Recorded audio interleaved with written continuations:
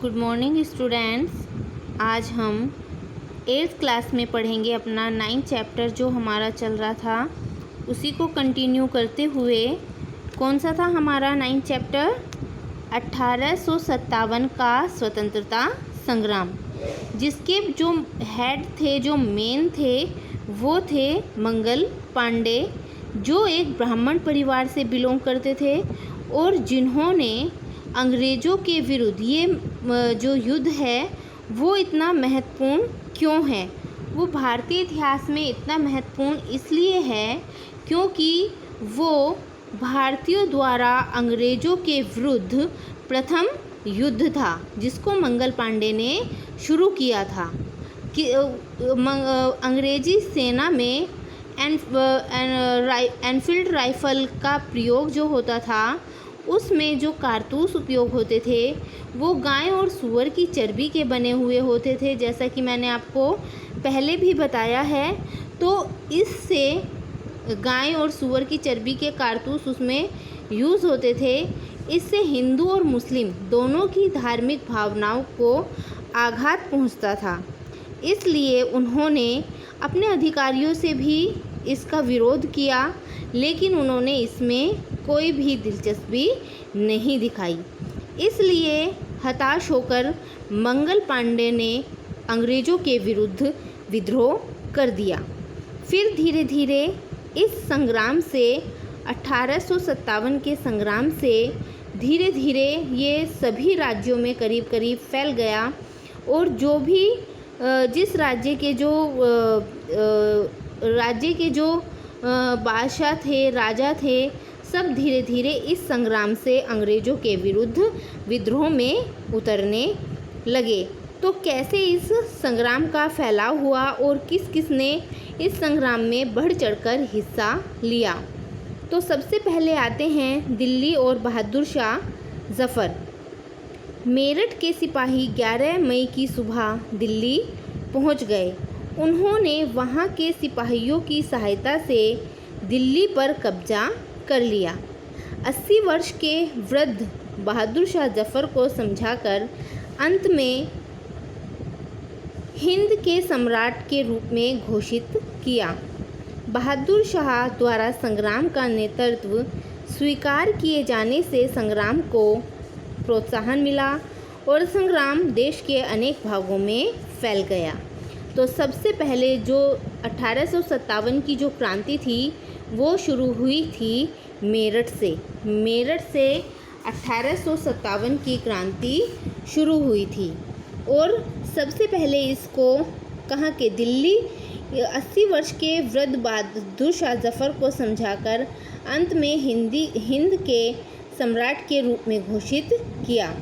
बहादुर शाह जफ़र जो 80 वर्ष के थे, बहुत ही वृद्ध थे, उन्होंने इस युद्ध में भाग लिया, जिससे औरों को भी इस संग्राम में जुड़ने के लिए प्रोत्साहन मिला और धीरे धीरे ये देश के अनेक भागों में फैल गया। ठीक है। अब दूसरे हैं हमारे कानपुर और नाना साहब। अब पहले ये मेरठ से दिल्ली तक पहुंचा, फिर कानपुर आया। कानपुर में 4 जून 1857 से संग्राम शुरू हुआ। संग्रामकारियों ने शहर को अधिकार में लेकर पेशवा नाना साहब को नेतृत्व करने के लिए विवश किया।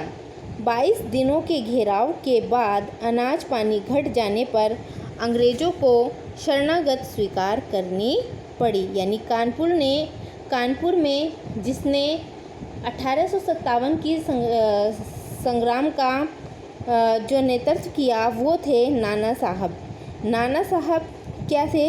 एक बहुत ही जिम्मेदार और महत्वाकांक्षी पेशवा थे।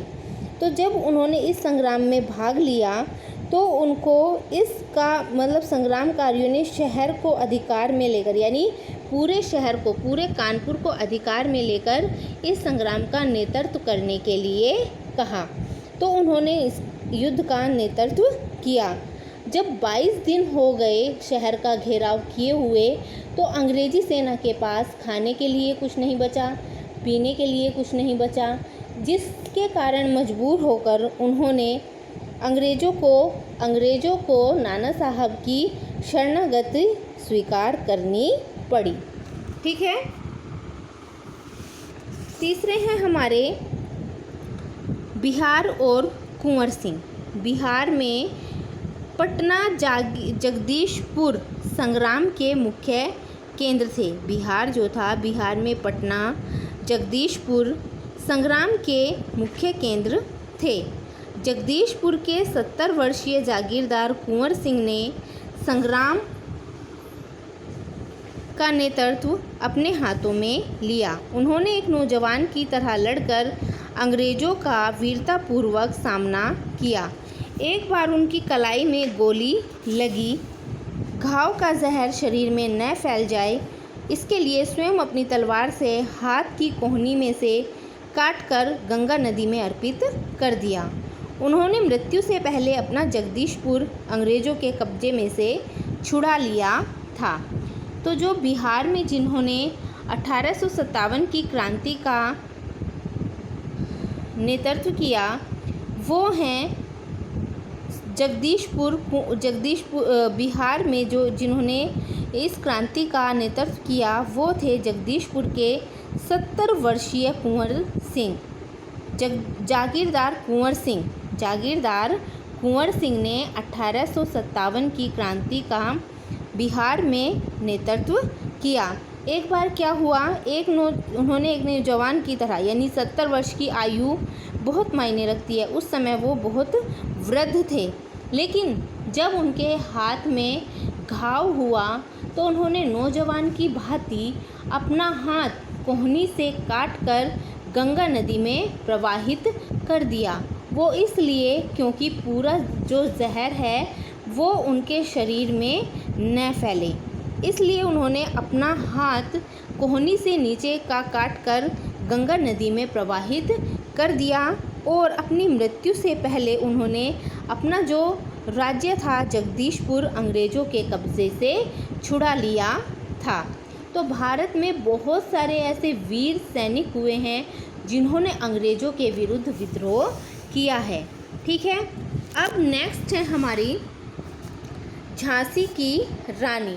इनको कौन नहीं जानता, झांसी की रानी को तो सभी जानते हैं। झांसी की रानी, झांसी और वीरांगना लक्ष्मीबाई, यानी झांसी इनका राज्य था और ये इनका नाम था लक्ष्मीबाई। झांसी की महारानी लक्ष्मीबाई एक वीरांगना थी। उनके दत्तक पुत्र के गद्दी पर के अधिकार को अंग्रेज़ों ने स्वीकार नहीं किया था, इसलिए लक्ष्मीबाई भी संग्राम से जुड़ गई थी। वे संग्राम के बहादुर नेताओं में से एक थी। उन्होंने अंग्रेज़ों से लड़ने के लिए स्त्रियों की एक सेना तैयार की थी।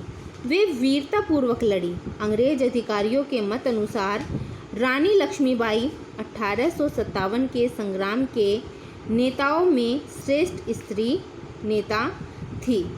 तो जो झांसी की रानी थी, झांसी की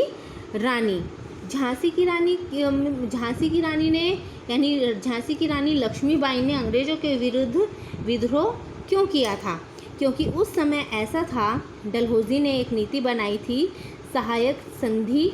उसमें ऐसा था कि अगर जिस राजा के को उसका स्वयं का कोई वंशज नहीं होता था तो उसका राज्य अंग्रेज़ लोग हड़प लेते थे, जिसको हड़प नीति कहा जाता था। तो रानी लक्ष्मीबाई के भी कोई संतान नहीं थी, लेकिन उन्हें अपनी झांसी अपने प्राणों से भी प्यारी थी, इसलिए उनका एक दत्तक पुत्र था जिसको अंग्रेज़ों ने अस्वीकार कर दिया था। वो झांसी को अपने कब्ज़े में लेना चाहते थे, लेकिन रानी लक्ष्मीबाई जो अपनी झांसी को अपनी जान से भी ज़्यादा प्रेम करती थी, उन्होंने अपनी झांसी अंग्रेज़ों को देने से साफ इनकार कर दिया था। तो उनके दत्तक पुत्र को अंग्रेज़ गद्दी पर बिठाने के लिए तैयार नहीं थे। क्यों तैयार नहीं थे? जैसे कि हड़प नीति के द्वारा है। अंग्रेज़ों ने हड़प नीति के द्वारा बहुत से राज्यों को अपने अधीन कर लिया था। ठीक है। झांसी भी उनमें से एक था, लेकिन रानी लक्ष्मीबाई अपनी झांसी को नहीं देना चाहती थी। तो वे संग्राम के बहादुर नेताओं में से एक थी। रानी लक्ष्मीबाई उस समय स्त्रियों में सबसे महान और सबसे शक्तिशाली नेता मानी जाती थी। उन्होंने अंग्रेज़ों से लड़ने के लिए स्त्रियों की एक सेना तैयार की थी। वे वीरतापूर्वक लड़ी। अंग्रेज अधिकारियों के मत अनुसार रानी लक्ष्मीबाई 1857 के संग्राम के नेताओं में श्रेष्ठ स्त्री मानी जाती हैं क्योंकि उन्होंने अंग्रेज़ों का सामना वीरतापूर्वक किया था। ठीक है, अब है बहादुर सेनापति तात्या टोपे। कानपुर के नेता नाना साहब पेशवा ने सेना का नेतृत्व बहादुर और शक्तिशाली तात्या टोपे को सौंपा। नाना साहब, जो हम पहले भी पढ़ चुके हैं, नाना साहब जिन्होंने कानपुर में अपनी सेना जो 1857 के संग्राम का नेतृत्व किया था। उनके बाद आते हैं बहादुर सेनापति तात्या टोपे। कानपुर के नेता नाना साहब पेशवा ने सेना का नेतृत्व बहादुर और शक्तिशाली तात्या टोपे को सौंपा। तात्या टोपे नाना साहब के बहुत ही विश्वासी व्यक्ति बने। कानपुर की मुक्ति के लिए सेना का सेनापति पद तात्या ने निष्ठापूर्वक संभाला। यह उनके जीवन का पहला सेनाधिनायक पद था। फिर तो 2 वर्ष तक तात्या टोपे समग्र देश की सशस्त्र क्रांति पर छा गए। उन्होंने कालपी को मुक्त किया। तात्या टोपे जितना युद्ध किसी भी सेनापति ने नहीं लड़ा। इसके बाद भी उत्तर भारत में बरेली, बनारस, इलाहाबाद, आगरा, आजमगढ़ तथा गोरखपुर में भारतीय सैनिक संग्राम में जुड़े। राजपूताना में अजमेर, नसीराबाद, आबू आदि तथा मध्य भारत में ग्वालियर, मंदसौर, इंदौर और धार भी संग्राम के दृश्य देखने को मिले थे। दक्षिण भारत में सतारा, कोल्हापुर, सामतवाड़ी, नारगुड़ और धारवाड़ में संग्रामकारियों के प्रयास वीरतापूर्वक परंतु छिटपुट थे।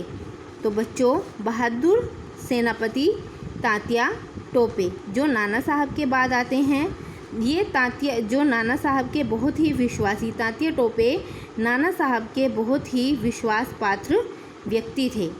कानपुर की मुक्ति के लिए सेना का सेनापति पद तात्या ने निष्ठापूर्वक संभाला था।